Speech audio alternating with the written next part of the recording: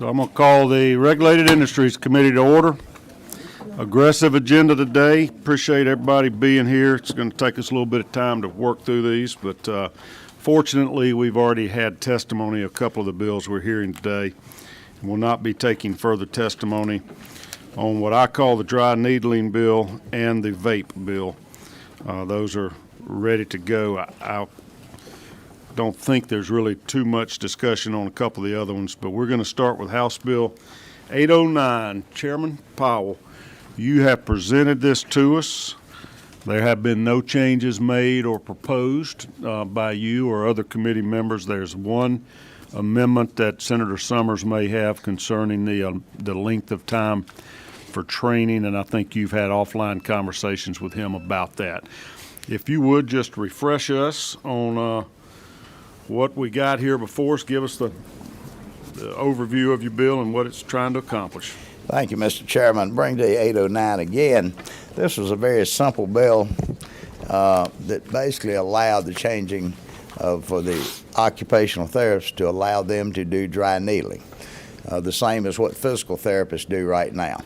There's been a lot of confusion that's been cast about this because this is not acupuncture. Okay.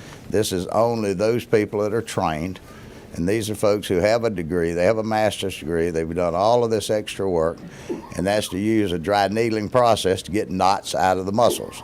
In this bill, we only dealt with the upper body. That's the reason the hours are 26 hours. With the physical therapist, their training is 50 hours, and it's upper and lower. Now, at the discretion of the committee, if y'all wish to change that to the 50-hour total so that they can do upper and lower body, then that's at the discretion of the committee. But we've only asked for the upper body, since that seems to be where most of these knots occur in folks. This is basically a process that's been well accepted forever. Therapists have been doing it for years. I did want to make note, and I said I wasn't going to talk too much about some of the other discussion, but it kept bothering me that I kept hearing that if you're a doctor that you had to have 300 hours to do dry needling. Well, I kept thinking, and something just didn't sound right in my mind, that a doctor who can use a scalpel to cut your head off had to go 300 hours to do dry needling. That's not correct. The gentleman in the hall corrected that to me, that if you're a physician and you want to be an acupuncturist, you have to do 300 hours. So that clarified that thought to me, and I would certainly appreciate the will of this committee to move this bill forward. So if you are a physician and you want to start doing acupuncture, you have to get 300 hours. That's what I understood the gentleman to tell me. What if you're a physician and you want to start doing dry needling? Do you know how much? Dry needling, a physician can do that anyway in the scope of their practice. So they have the same as a physical therapist can do it with the 50-hour training. Okay. And we're not talking about getting into organs. We're talking about relieving knots that appear in muscles. Okay. As all of us in the legislature know, that tends to happen, most of it on the 39th and the 40th day. Okay. We learned during some of the testimony, and you may have had to go present another bill, that some occupational therapists have been doing this, and upon complaints or whatever, they got a ruling from the Attorney General to see if they could do it without your bill amending the That is correct. The Attorney General said they needed this legislation to continue. Their regulating board reached out to the AG's office because we did have some OTs who were doing this process, had been doing it for years. But they reached out, their board reached out to the AG's office, and the AG said they recommended that we put it in statute to be clarified. And that's the motivation for your bill? That's exactly right. The occupational therapist requirements to be licensed, do they have to get a master's degree, or just that's one of them that testified had one? Is that a requirement to be a licensed occupational therapist? It is now within the profession, yes. What about a physical therapist? What type of educational background do they need? PhD. They have a doctor of physical therapy now. All right, and what's that take? 1 year, 5 years, 100? What's it take to be a doctor of physical therapy? So that's a 4-year program after undergraduate. Okay, so it's less training than an occupational therapist that needs a master's on top of an undergrad? Probably a bit more. Okay. And Mr. Chairman, the occupational therapists are moving toward a PhD as well. It's a doctorate of doctorate. Excuse me. All right, let's hold on. I'm only asking these questions to Chairman Powell. If he doesn't know the answer, he can Whatever tell me they that. say. You better be careful. There's a lot of acupuncturists out there that may not be helpful to you. Medical doctor All right. practices acupuncture in All right, there too. let's hold on. We're not going to be talking unless you're recognized to talk, okay? Any questions from the committee for Chairman Powell? All right, what's the pleasure of the committee? Mr. Chairman. Yes, you're recognized, Chairman Summers. Mr. Chairman, I'd like to, on line 66. Now, we're going to have a motion do pass before it's ready. I'll For ask All right, we Chairman got a motion from Senator Albers. You want to second that motion do pass? Got a second from you. Now, is there any discussion or proposed amendments? Mr. Chairman, I have a proposed amendment to raise that to 50 hours so it matches across the board. Okay, hold on just 1 second. That'd be line Direct us to where you're 66. talking. All right. Line 66. Chairman Powell, you on line 66? I am. Would go from 26 to 28. All right, Line 67 would go from 20 to 22. all right. That puts everybody in line. Oh, wait a minute, I'm not looking at the same thing you're looking at. So you're, 66, line 66, Ms. Gloria? Do we have a, 67. all right. So 20? you're just increasing Yeah. 4 hours of instruction 4-hour instructional credit. for occupational therapists. And now what's that do on line 72? On line 72, after completing the minimum, I had raised those to 40 hours, but I don't want to Okay. make sure it doesn't get in line. I want to make sure it stays in line on line 72, Well, you tell us, do you want to amend it to 40 or not? 40. All right. So your amendment is to increase the hours of training for an occupational therapist, and your idea is to make it more comparable to a physical therapist. That is correct. All right.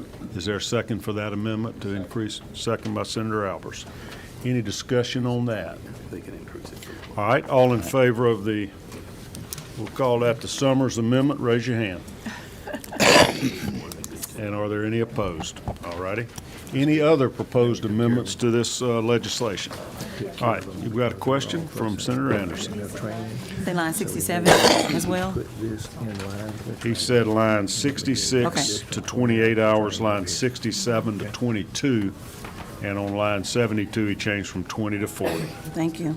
Okay? Any further discussion of the bill? All right, we have a motion due pass for House Bill 809, LC 339509 as amended. All in favor, raise your hand. And all opposed. We got 2 opposed. You got that? Anderson and Dolezal. Thank you, Mr. All Chairman, right, and thank you, Mr. Chairman. ladies and gentlemen of the Who committee. you want to carry this in the Senate? Senator Albers. So you agreeable? He's not scared to carry a bill, that's for sure. Thank you. Thank you. Pleasure and to I have you with appreciate us.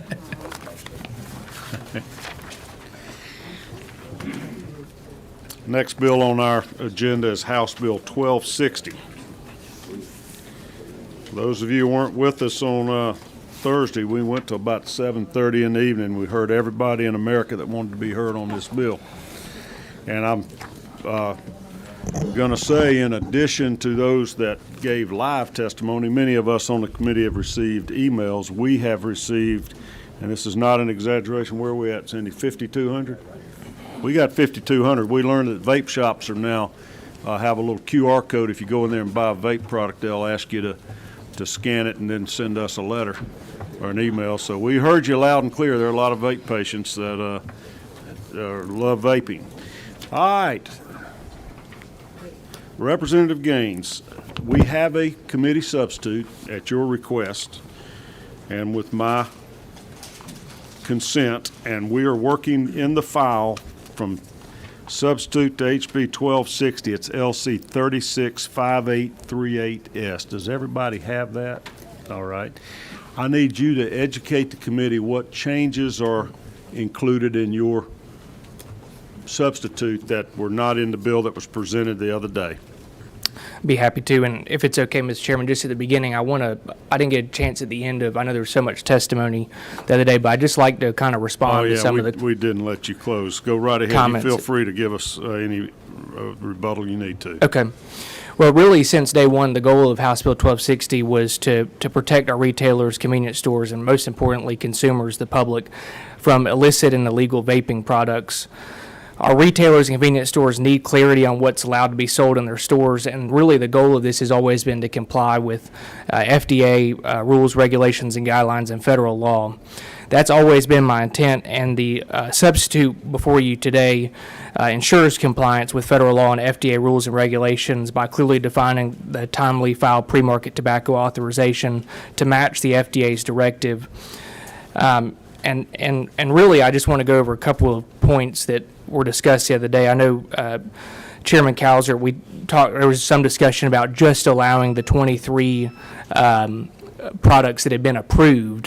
This substitute before you, though, I think is a middle ground that does allow products that have pending applications on time per FDA directive to allow those products to continue to be sold as the FDA has done.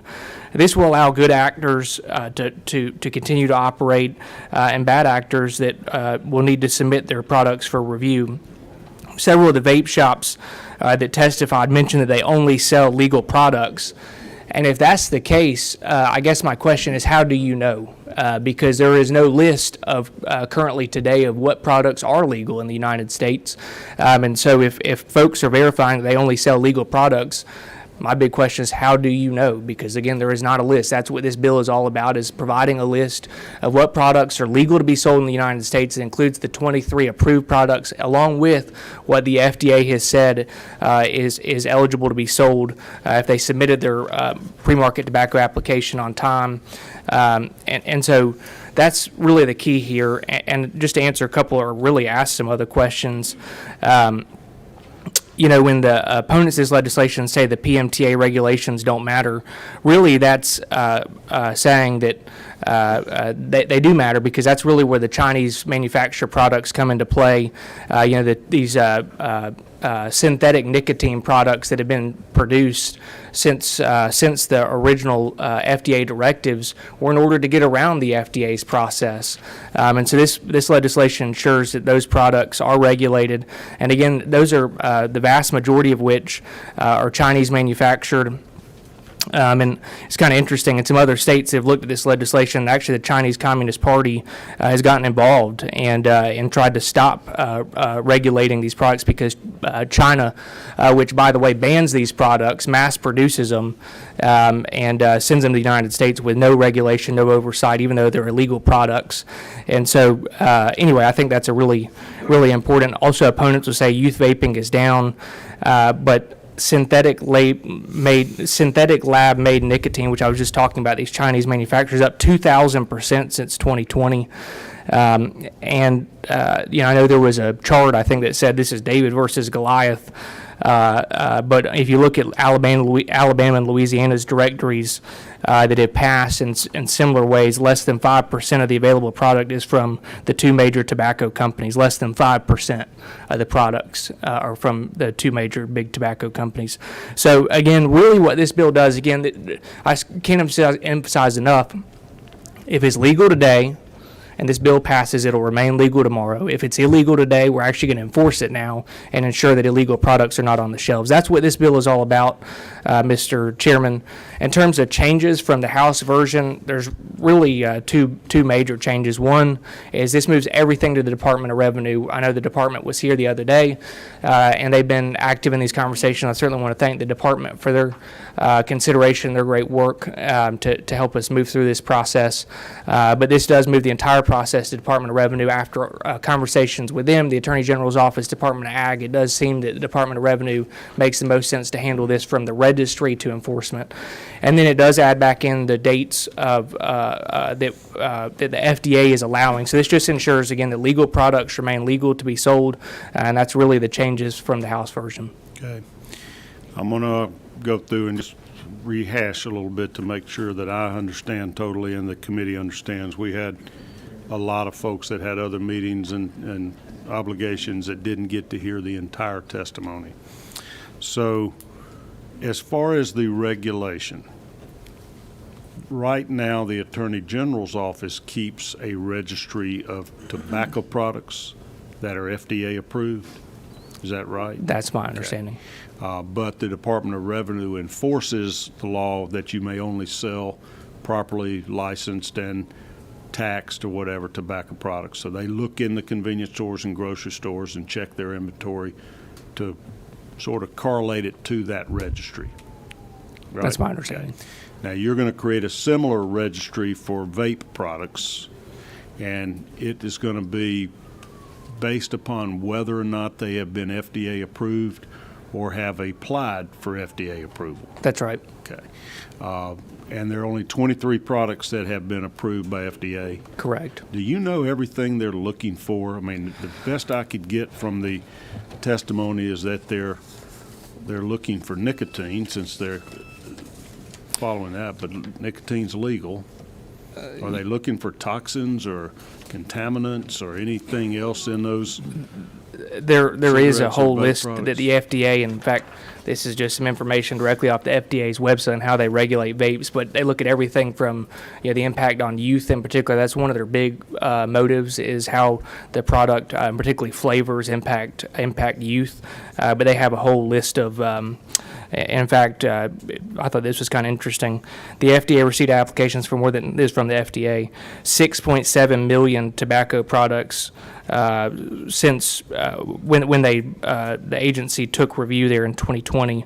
And they've taken action on 99% of these products. A lot of times, one of the other things we heard a lot was, the FDA is not responding. Well, they've have actually taken action on 99% of the products, and I know they're working to get through the rest of them.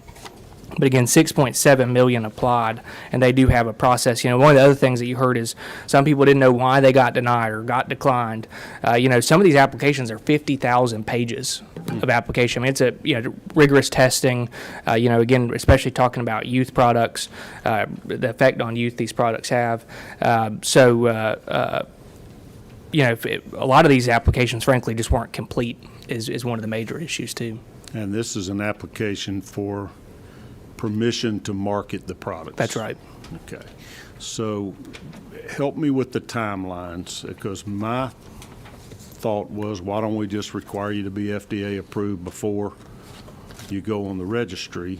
And they have a letter that they've sent to the Department of Revenue saying they will have completed the review of all these millions of applications by this June 30th. So what? And if that happens, then frankly, the part about the pending products would be mute, because they would either deny or approve. If they're denied, you can't be sold under our registry that would be here.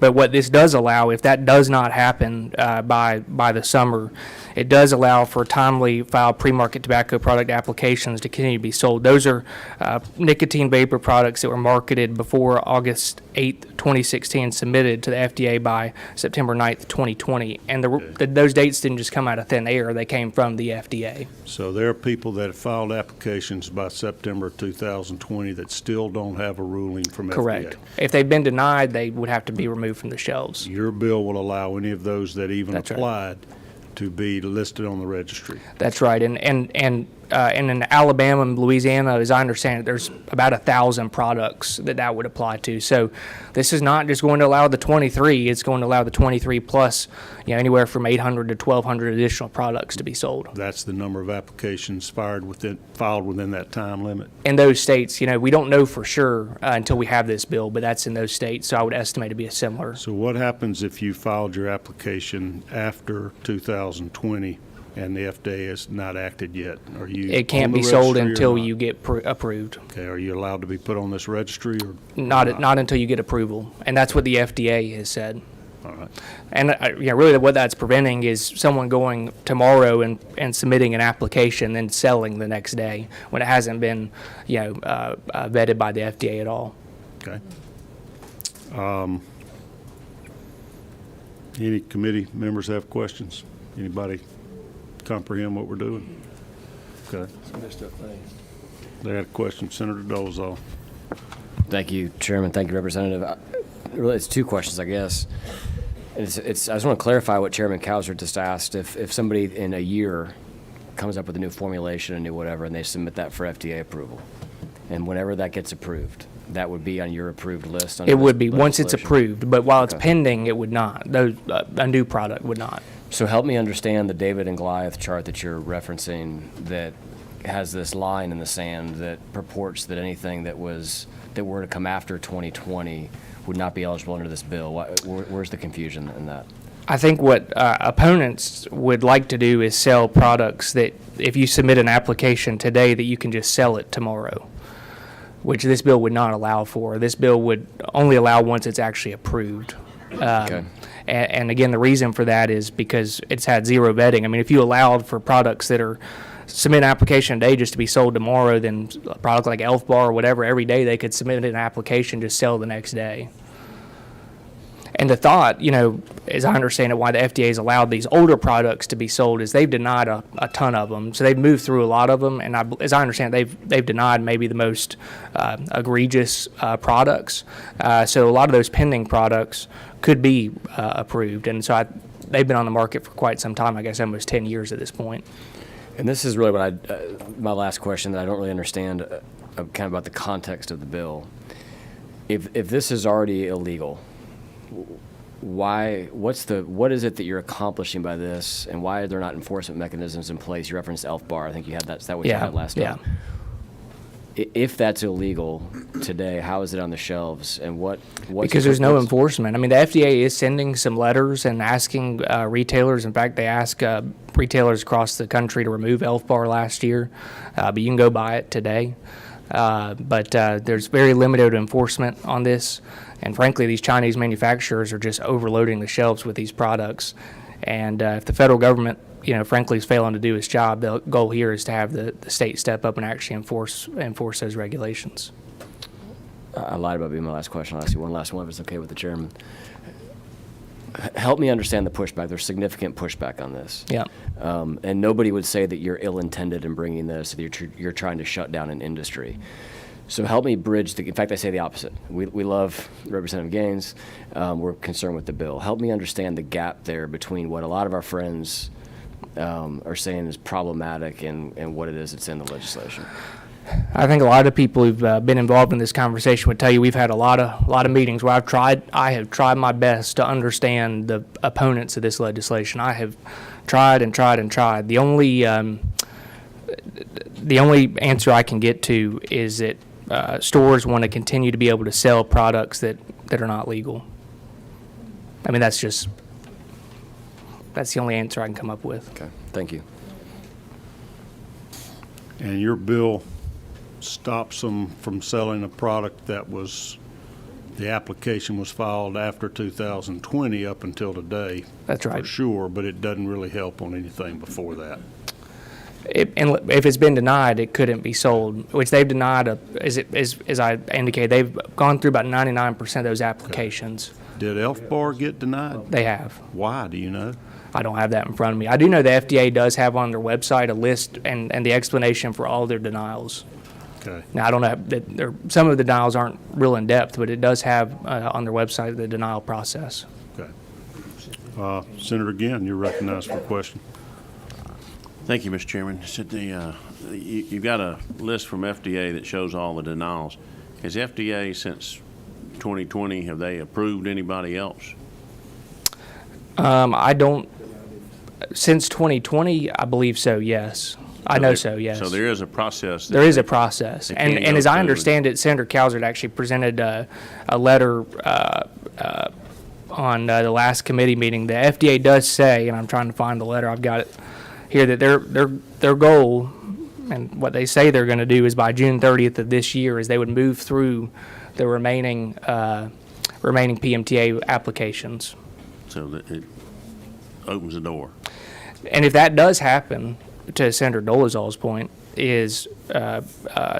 or I think it was Senator Dolezal who asked, but that would eliminate all the pending questions. If the FDA does move forward by June 30th, then it would only be approved products would be eligible to be sold, and those that have been denied or pending would not. So once they get caught up, That's right. then we're caught up. That's right. You will then, when they have ruled on those pending applications that were filed before the end of 2020, or September sometime in 2020, then there won't be any gray area about anything pending up until that time. That's right. But you're still going to have all the applications that were filed in 21, 22, and 23 that will not be eligible to be sold until they get that FDA approval. That's right. Okay. Which that is currently, again, the law. And you know, one of the concerns I'd heard from vape shop I mean, owners. that's the federal law. They shouldn't be selling these products. That's right. Anyway, Okay. that's right. You know, one of the concerns I heard from some vape shop owners was that the FDA is only going to stick to these 23, or they're going to be a very limited number. And so I asked them, I said, let's say this bill does not pass, this bill never passes. What would happen in that case? And they said they'd have to shut down their stores. That has nothing to do with what we're doing here. That's what I think, I was getting to Senator Dolezal's question. Well, I can't understand why there's opposition to this unless in the meantime people just want to continue to sell illegal products Until until the FDA makes a that decision. backlog is done. Okay. Any other questions? I don't know what that beep is. Sure. Senator Dolezal, you're recognized. And I'm just trying to educate myself, so I'm sorry this is elementary, but you talk about the 23 products and basically anything other than these 23 is illegal. Is there any contention from the industry that they're selling illegal products? Is there any legal question around that? So this bill would allow those, you know, that it's submitted by 2020 and we're on the market by 2016. So let's say it's about 1,000 products. I'm saying without this bill, because what we're hearing is you're going to shut down this industry, and I think we would all be concerned if we're Right. shutting down an industry. And again, I would argue that, let's say this bill passes, certainly at least 1,000 products could still be sold in vape stores, convenience stores, otherwise, if this bill passes. To your other question, certainly there has been litigation on the FDA's process and the FDA, what they've approved. And so I think there's competing arguments on that, but the courts will move through that process. But I don't think there's a question over what is actually legal and what's not. This bill does capture, though, if the courts put a stay on a product, or if the courts allow for a product to be sold, that would be captured here. But I do there is also certainly activity in the courtroom litigating this issue too.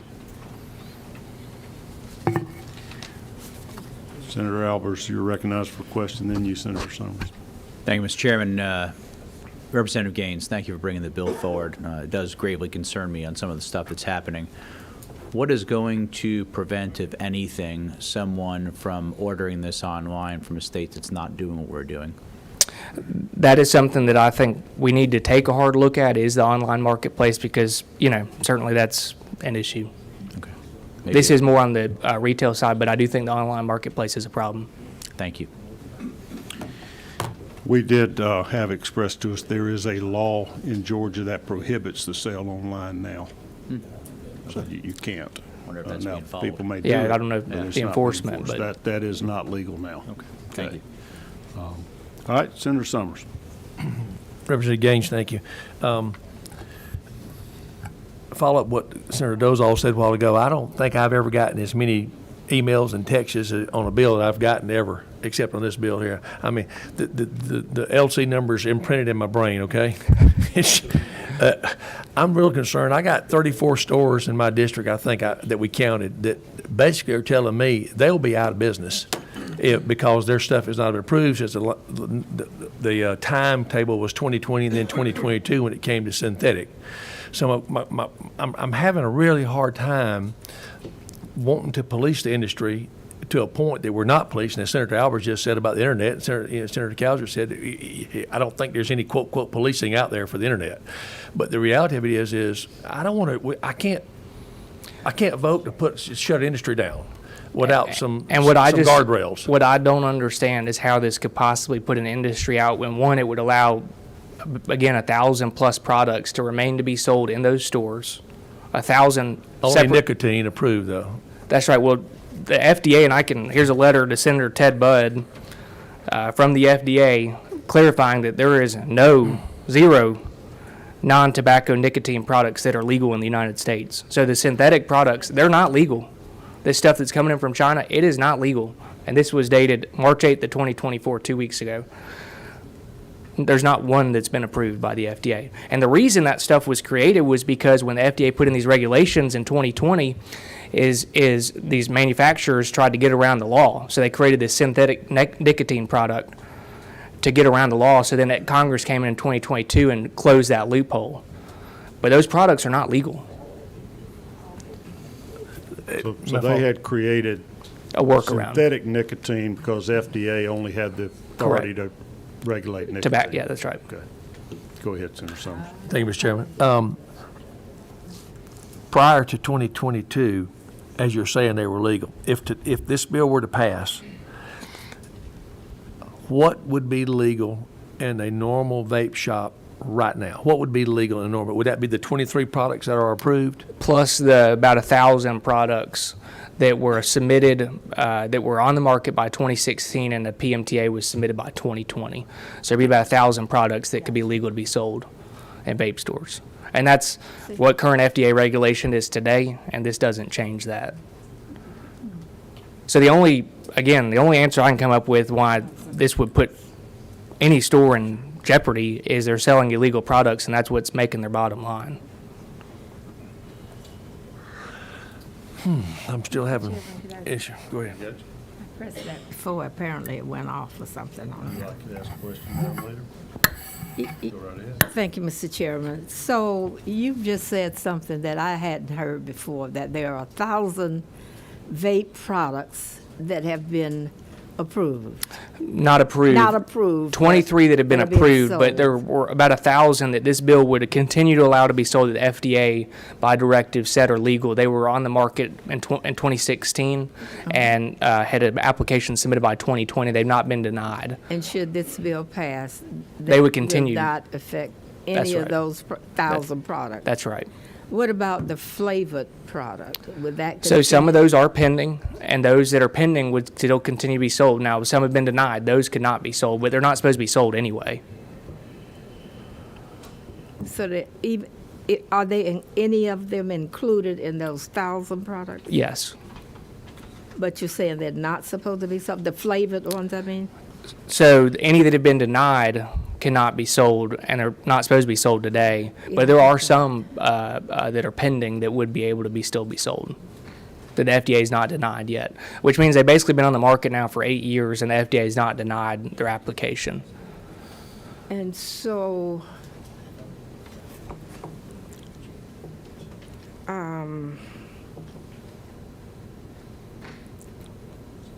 some of the flavored ones that have been denied, could you amend the bill to put, If they've been denied, they can't be sold. okay, thank you, Yeah. I got it. Sorry, I should have clarified that. All right, are there other They never questions? said that. Senator Harbison. Yeah, one final question. Yeah, it is redundant, but I want to also be assured, this will not put people out of business, but it will define some, 20-plus something products they can sell, which represent an array of thousands of products. Is that factual? It would be those plus the 1,000, yes. So the 23 that are 100% approved plus the about 1,000 that are pending that were submitted by 2020. So this is to deal with safety issues more than anything else? It is. To define? That's right. Okay, thank you, sir. Yeah, absolutely. Senator Dolezal, you're recognized. Sorry. No, I I'm mean, asking a lot. let's get it right. Is it accurate to say that essentially the regulatory authority for this was put into place by the FDA in 2022? That's what I think I just heard Senator Summers say. Well, they added synthetic nicotine in 2022, but the whole timeline actually dates back years before that. But they added synthetic nicotine in 2022. Is that where the bulk of the controversy is here, is the synthetic nicotine? When they enacted it in 2022, they essentially went back to a deadline of had to apply by 2020? That's right, although the synthetic stuff didn't exist until the 2020 regulations because it was to get around the regulations. Does that make sense? Sure. So do we alleviate some of the tension over this if we were to say that anybody who's in the application process, which I think would, if you're going through a federal application process, I think it's reasonable to say you're trying to be a fair actor, fair arbiter. And if we were to allow those as well, not going back to essentially, it's a retroactive move in essence. Regs come in 2022, we put a deadline at 2020, that's 2 years ago. as far as what George is doing in '24, would it make sense to say that at the date of enactment of this bill, if you have applied for FDA approval by that date, that we will grandfather you in, and that then anyone else after? So my concern with that is then we would be legalizing illegal products, because the FDA set those dates, the 16 and the 20 dates. That wasn't something I came up with. That's what the FDA has said is legal. So if we all of a sudden said, if you submitted something by January 1st of this year, something submitted on December 31st of last year, we're legalizing, but the FDA would consider that an illegal product. Okay. So the current 977 Yeah. that are your 1,000 minus Sure. your 23, are those legal or illegal? They're eligible to be sold Okay. per the FDA. Okay. Whereas those that are after this 2022 deadline, per the FDA, are not eligible to be sold. That's right. Okay. And again, the vast majority of those are these synthetic nicotine products that are Chinese manufactured, that the reason they were created was to get around the other regulations. Okay. All right, so basically, this list will start off at about 1,000. That's right. And theoretically, it should be reduced That's right. almost a daily basis as the FDA gives Moves their through. rulings. If they That's right. deny any of those applications, they come off the list. And then once they get caught up, the list will grow as newer applications are approved. Got it. So I would expect the list to initially decline and then ultimately increase. Okay. Senator Summers, you have another question? Please, thank you, Mr. Chairman. What is the effective date of this exactly? When the governor signs it, or you got an effective date in here that you're working toward? Because I'm on the last page, it says on before January 31st. Well, page 13, starting January 31st. So I'm trying to get I'm trying to get a timeline down here to make sure. So,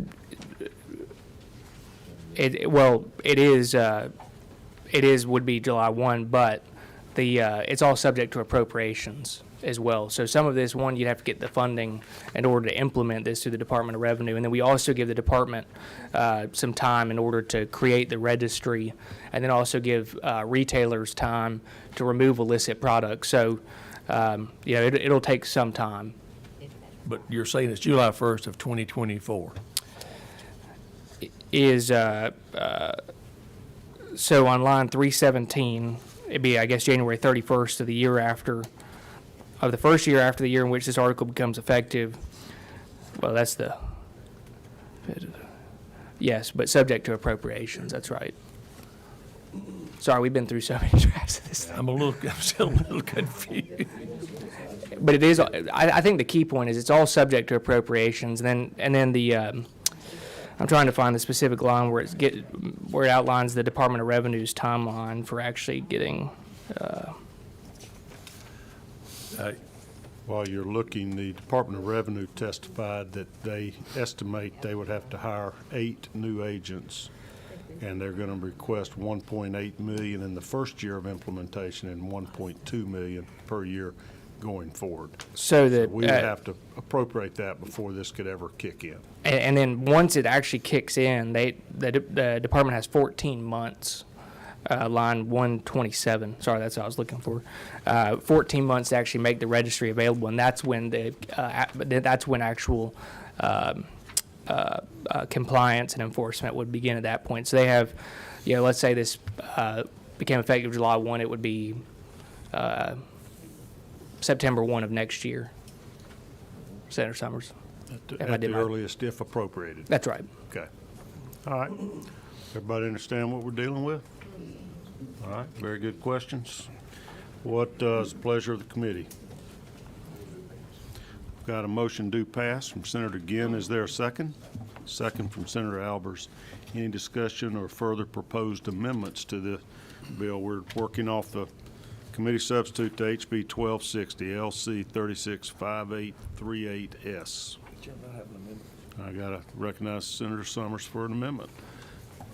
Representative Gaines, I know what you're trying to do, and not a person sitting at this table doesn't want people to be safe, but I also want to make sure that we're doing the right thing and not doing it expeditiously to possibly harm businesses that are in our community that are doing it right, that have already been carding people 21 years and under and making sure it's right. So I would like to propose, Mr. Chairman, that we move this forward 1 year.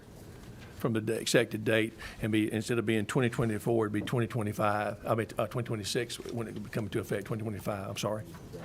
Move it forward 1 year. Hold on a second. So why don't we make that a date certain if you're going to propose that? Yeah, July 1st of 26. Yes, sir. Is there a second to the amendment to make Senator Dole's all seconds? Is there any discussion on that proposed amendment? Yes, All right. Is the size of Harbison, this you are- too big to be accepted? Or the That's size of it, appropriation. does that come into That play? does not. Thank you. Coming out of committee, we can be whatever size. Amendments can be, are you asking about the number of On the pages? floor, I got you. Amendment, yeah. That is a rule on the floor on date 39. Do I have further discussion, Senator? So Kennedy? I guess, can I ask a question? Yeah, go right ahead. So I guess my question on the amendment, is that saying that the registry wouldn't begin and they wouldn't even start the registry, so then be 14 months past that? Is that the amendment? I guess I'm just trying to understand it. Hang on a second. He's consulting with legislative counsel to figure that out right now.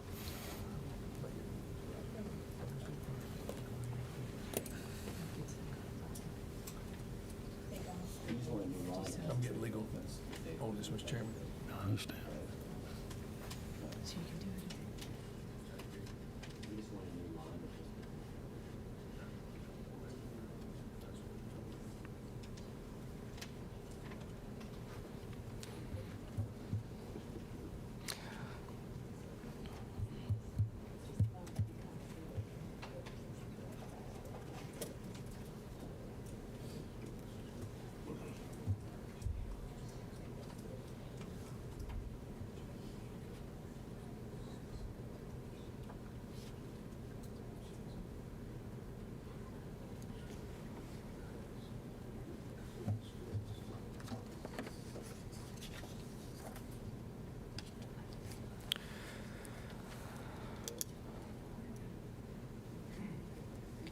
Okay, Chairman Summers, after consulting with legislative counsel, will you explain your amendment where this would fit in the bill?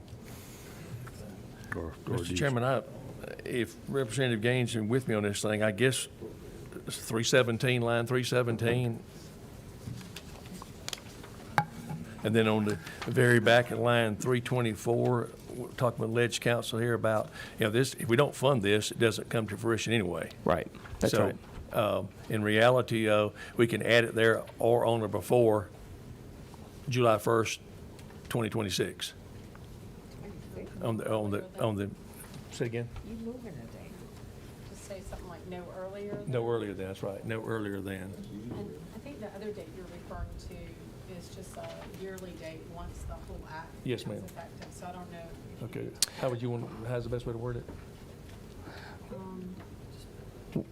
Wouldn't that also, I guess this is an idea, I don't know if you're open to this, but the enforcement mechanism maybe becoming effective at that time, but I feel like the registry and the process to actually get this thing up and moving, because if you do the whole bill not effective for 2 years, then it's another 14 months beyond that, so that's 3.5 years from now. That's a long time away. So I guess maybe one idea is maybe just making enforcement so that they can go ahead and create the registry and be ready to go would be, I don't know if y'all would be open to that. See what I'm saying? Well, it won't be enforced anyway or registered if we don't appropriate it, so it's. Well, that's very true. The 14 months. Senator Dolezal? Where is the subject to appropriations in the bill? Are we just assuming that they say they need more staff? 323? Yeah. Okay, perfect. Thank you. Senator Anderson, you're recognized for a question. You can either ask the author or Senator Summers, who's the sponsor of the amendment. Okay, thank you, Mr. Chairman. I'm not sure if I heard you say how long the application process is for the FDA? It can take years depending on, some applications have been in there since, close to a decade, but some, move forward quicker. Thanks. If I will, Senator Anderson, if that's the case under the enforcement part of it, that would not be enforced, what she was asking in regards to where we are until the bill either becomes funded or becomes time, right? On the funding part of it. Right. Versus the enforcement part of it. Right. Okay. if I'm understanding your question. Senator Kennedy, you're recognized. Thank you, Mr. Chairman. Representative, if you would just kind of distill for us these effective dates and unpack for us going forward, please.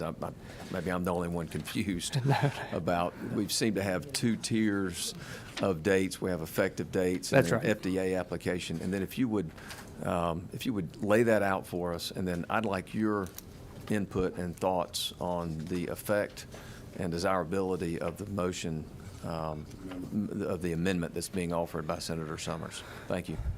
So the bill as it's currently drafted would become effective July 1, but upon appropriation. So that could be this July 1. If there's no money in the budget that we pass over the next 10 days, then it would not become effective until there's appropriations. And as of right now, there's not funding in the budget. So it would be, and unless we found money in the budget over the next 10 days, then it would not become effective until certainly at least next year. Once it becomes effective, which at the earliest, very earliest, will be July 1 of this year. But again, that's subject to appropriations. Then the commissioner has 14 months from that time to put together the registry. So if it's July 1 of this year, if the money does come in the next 10 days, which again, that's a tall task, then it would be September 1 of 2024 or 2025 before enforcement would actually occur, because the commissioner has 14 months to put together the registry. So, my preference would be to keep it as it is, because that's well over a year out at least. And if appropriations doesn't come this year, that would be, if let's say it happened in the amended budget next year, February, March, plus 14 months. So that would be April of 2026, which is frankly probably the most realistic. So without this amendment, it's probably going to be April of '26, 2 years from today before this ever becomes effective. Enforced, that's right. And with the amendment, no telling. Right. Okay. All right. Any further discussion on the amendment to extend the effective date? All in favor, raise your hand. Any opposed? Like sign. You counting for me, Cindy? I got 6 noes. All right, the amendment fails. Back to the underlying bill that is before us. Any further discussion or amendments? All right, all in favor, raise your hand. That's voting for the bill. It's LC 365838S, substitute to House Bill 1260. I got 1, 2, 3, 4, 5, 6 yeses. All opposed? Got 1, 2, 3. Somebody call Senator Lucas real quick.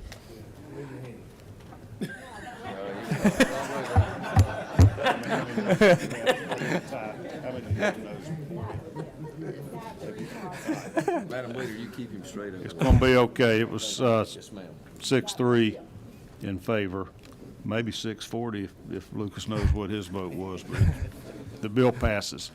Do you have a sponsor in the Senate? I'm open to your suggestion, Mr. Chairman. All right.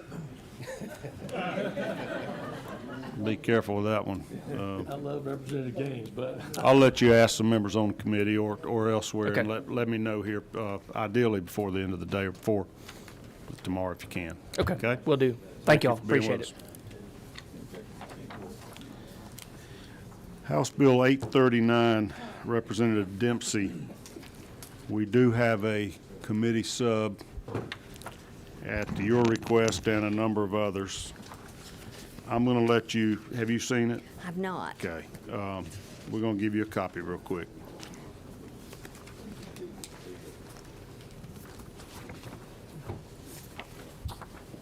Taylor, you can just take her mic. Your original bill dealt with the social work licensure compact. And somewhere during the legislative process in the House, it was amended to add a massage therapist compact as well, right? Yes, Okay. that's true. And am I right that you're not particularly enthusiastic about combining the two subject matters or the potential of losing your bill with that little hitchhiker on That would be board. correct. That part right there would definitely be correct, for sure, right. The massage therapist piece of it's a little more controversial Well, than it your sounds piece. like there has been some communication on that, I would say, with members. And it may take a little more time for several things to be worked out on that. All right. Let's let you just talk about your parts of the bill, your original legislation on the social worker compact. What does that do for us? Well, the original functions like any compact, and Georgia right now has 8 current compacts enacted. It would allow social workers to work across our state lines, and Georgia has several states that are nearby. It also would allow the transfer of that license. The purpose is to help deal with the huge shortage of social workers and need that we have in our state to address that. It So would is help the with- idea that if you live in a state that is a member of the compact right. and move to another state that is also a member of the compact, you don't have to go back through the licensing You would process? not. You're recognized in any state that adopts this? Right. You are recognized through a national qualifying exam, so everyone will be licensed in the same way, but you will abide by home rule, by the rules and regulations of that state. So someone who was practicing in Georgia would have to abide by our policies, not if they were, if New York was a member. It will require 7 states to belong. There are 2 now. There are 25 other states with pending legislation. And this was brought forward by the Department of Defense and the Conference of State Governments. They are 2 very active in trying to help deal with the challenge that we actually have in this workforce. Are there questions of Representative Dempsey on the social work compact aspects of this bill? Okay, I'm going to take some testimony from folks, and I'm going to start with Stan Jones because he's a proponent of the amendment that took out the massage therapist piece of this. Stan, if you could come educate us.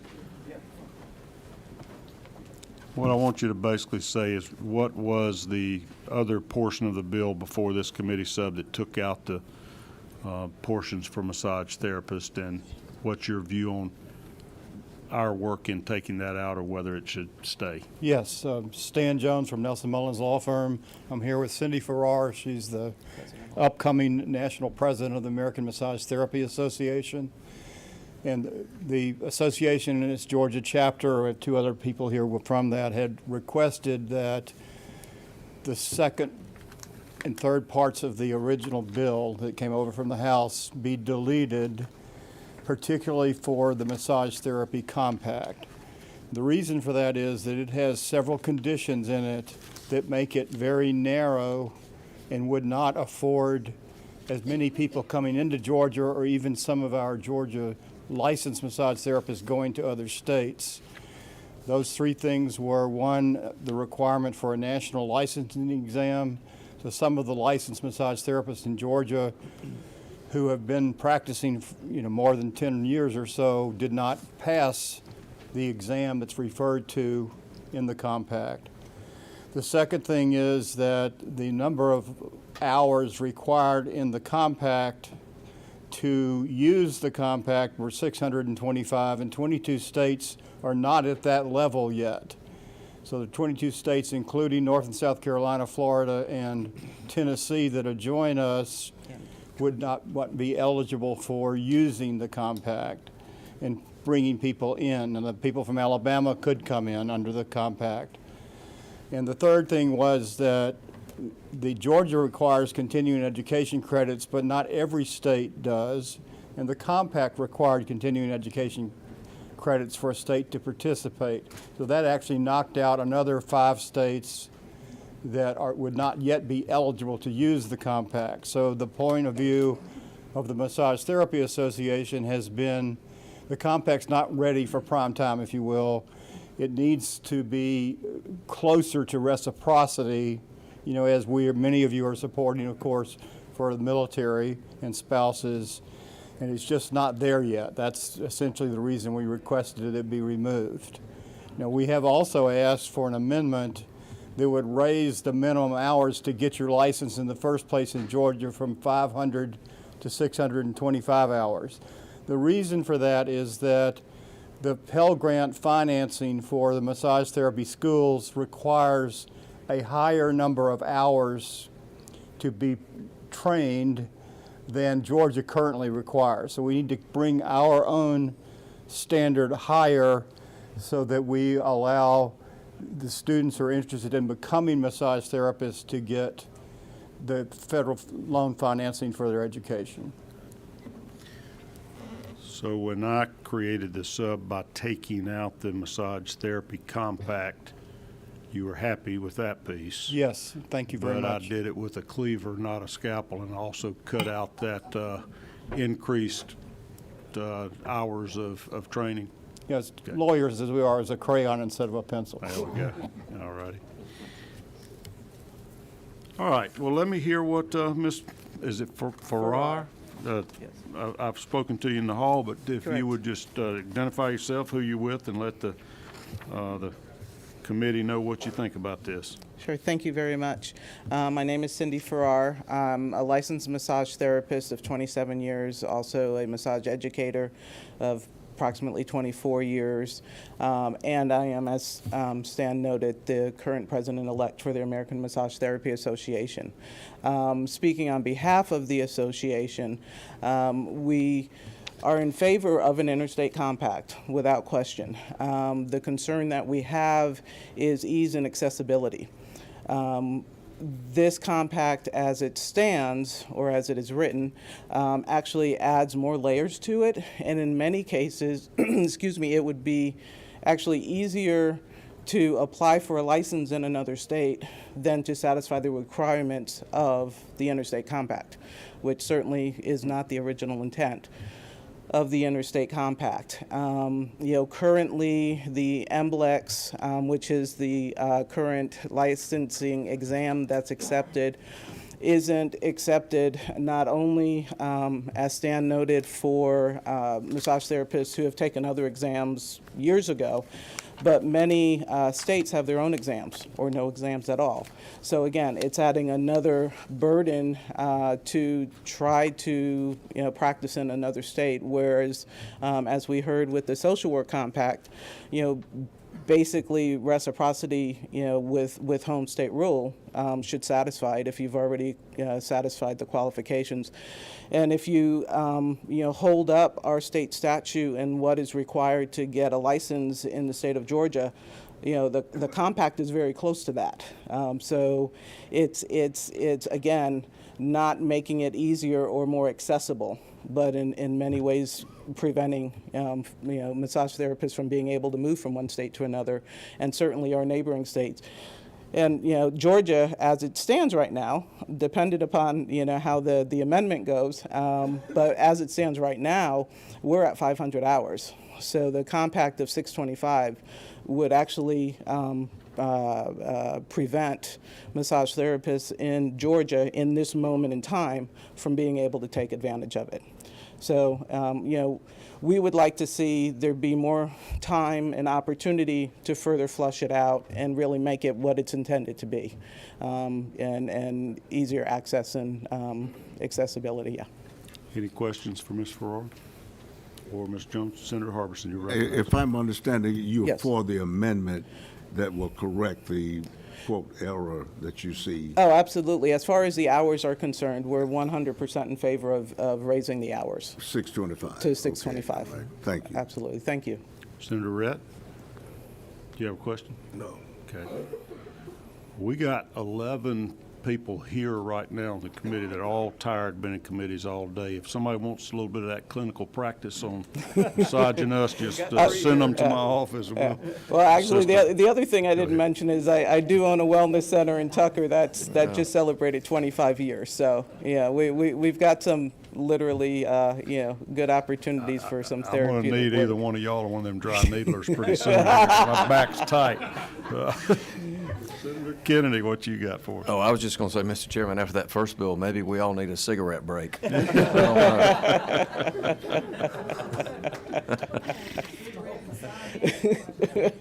Thank y'all for being with us. Lance Robertson? Is Lance Robertson with us?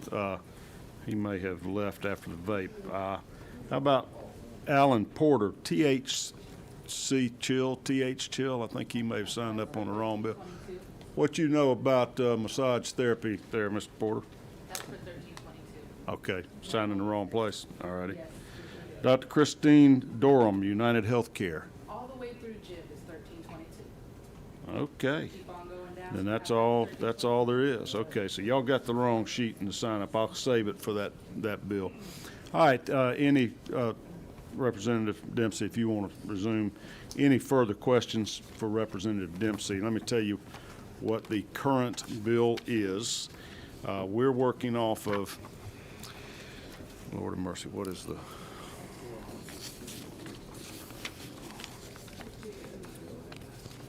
it's 839. I got to make sure I got the right LC number. I think I gave it to you, Representative. What is your LC number?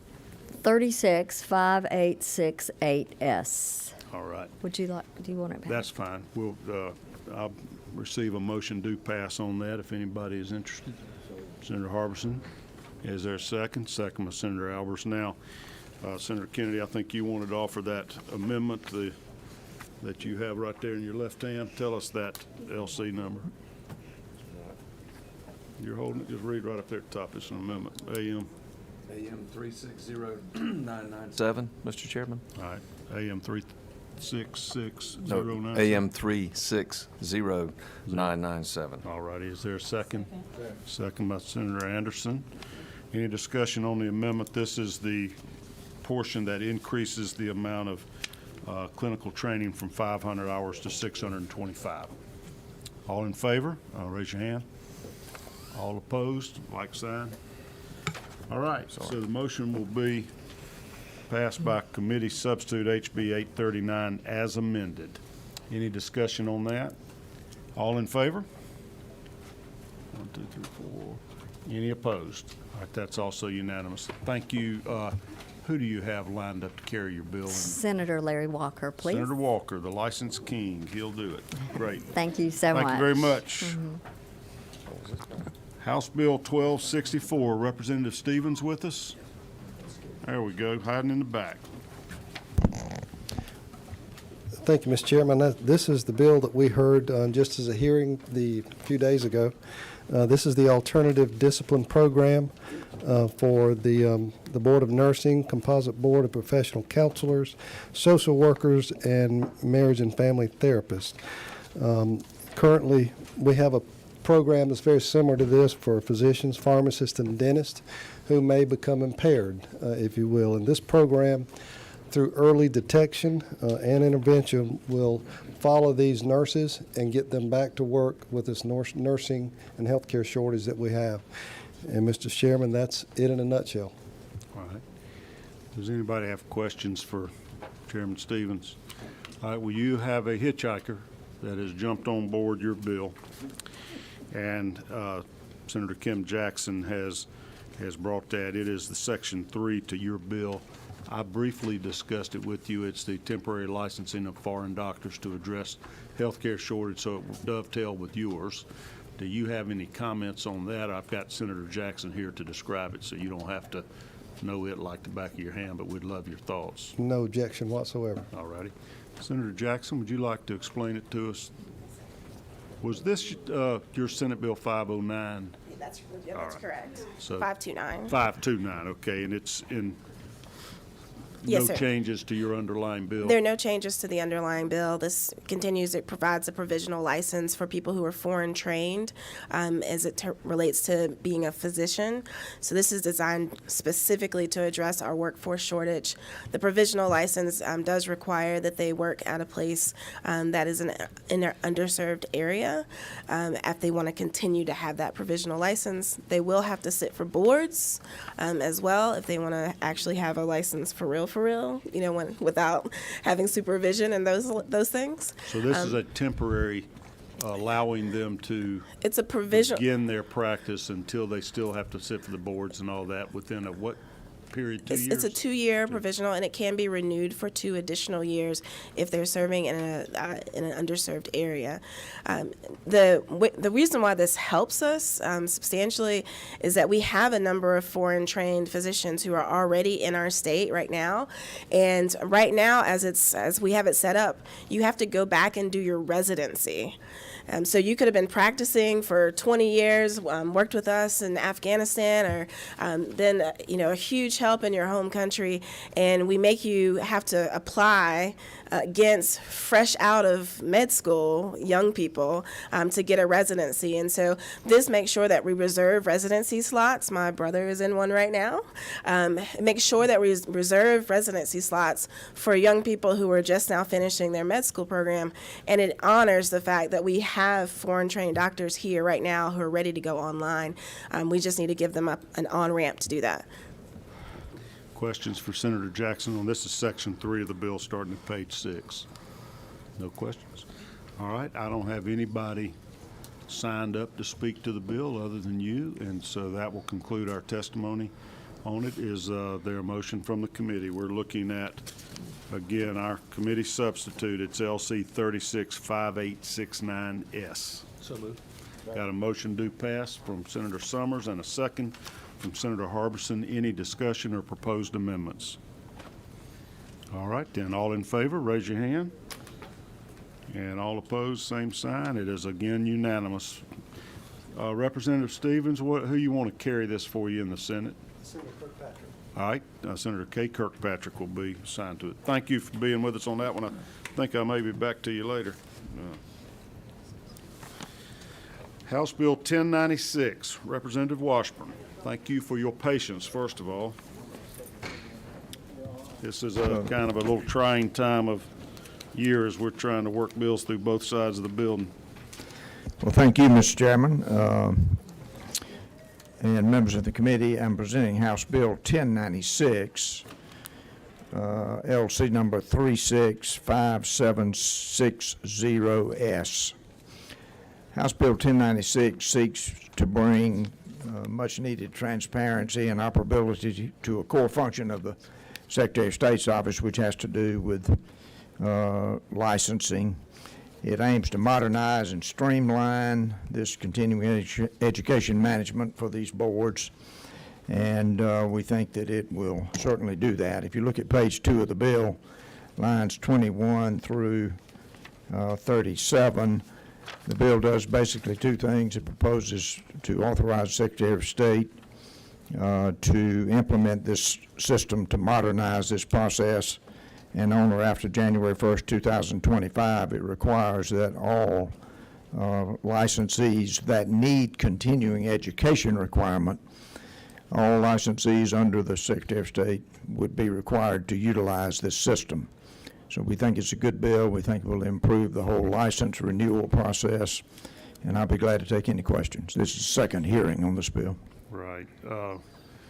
So we wanted to know if all these different licensing boards, if there are some that want to continue getting paper notifications of compliance with continuing education requirements, are they permitted to do so, or will they all be required to go to a fully electronic system?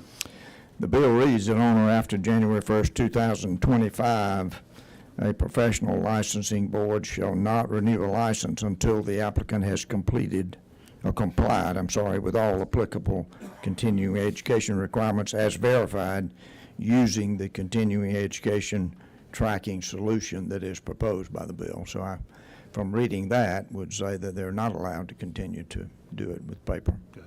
Do you have any opposition to this in the House? No, sir, I don't recall any. I think it passed easily. All right. Senator Albers, you had questions in the initial hearing.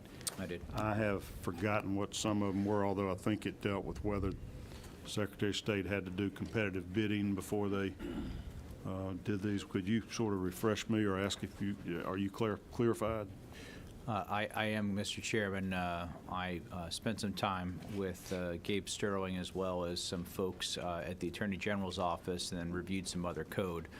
I think that the challenge was more in the delivery of what the need was. I think some people misunderstood why it was there. It's actually there because in the code, in a lot of areas, we've got several bills in this session talk about being able to move things to a pure electronic format because in the code it said it had to be by paper.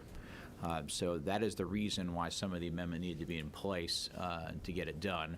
I think we do want to assure that anything is fully competitively bid, make sure we're following all of our procurement rules and everything's being done above board. But for this, my specific question at the moment was answered, and I think it's appropriate. Thank you. Okay. Mr. Sterling, I see you've joined us. Would you mind, let me ask you a couple questions there.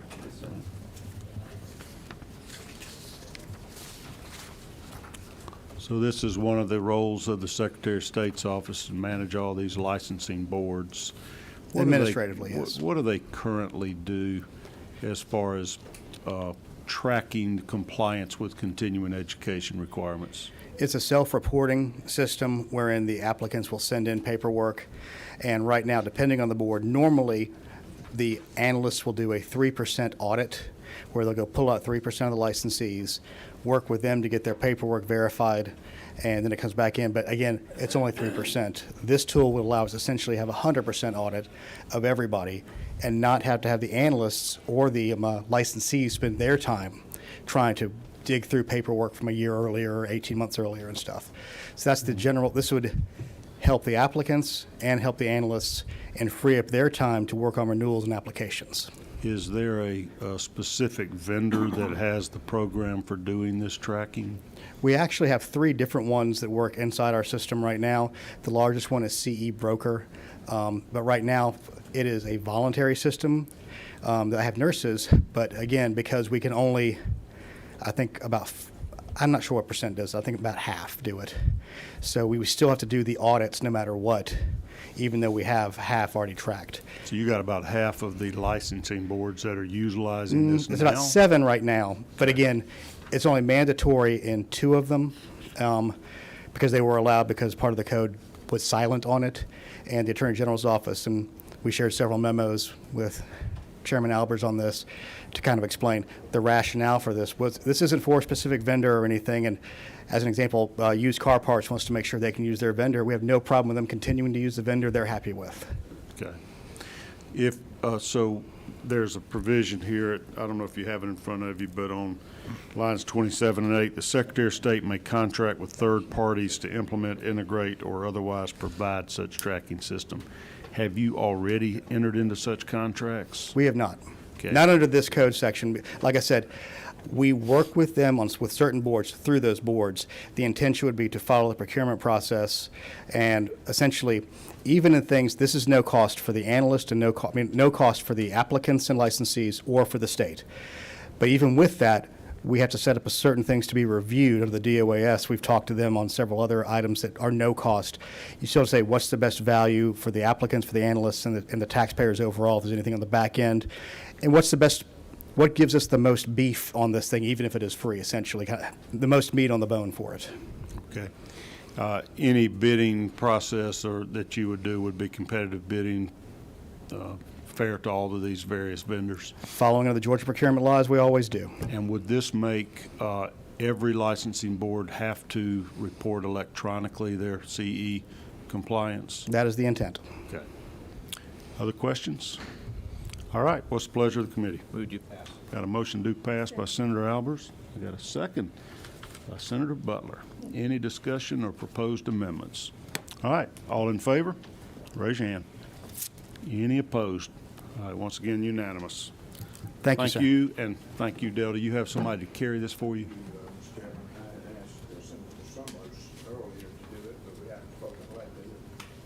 We did. It's a lukewarm yes. You got him. Whatever. I got 20 on my desk.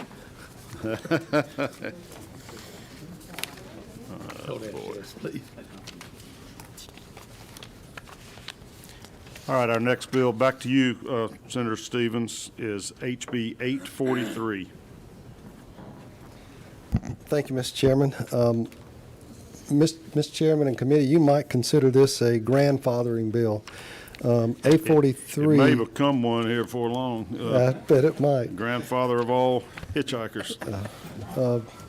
It's a good point. But Underground you're a good Atlanta. sport. Tell us about it. What are we grandfathering? Underground Atlanta was sold several years ago to a private investor who invested a lot of capital there, along with several other places in Atlanta.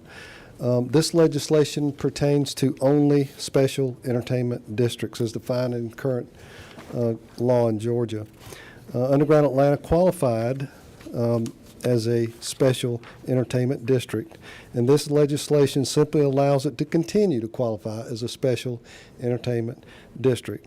All this does is says essentially the pertinent language would be on your bill on line 14, which says that if you receive or have received funding in part or in whole from public funding, then you are continued to be a special entertainment district.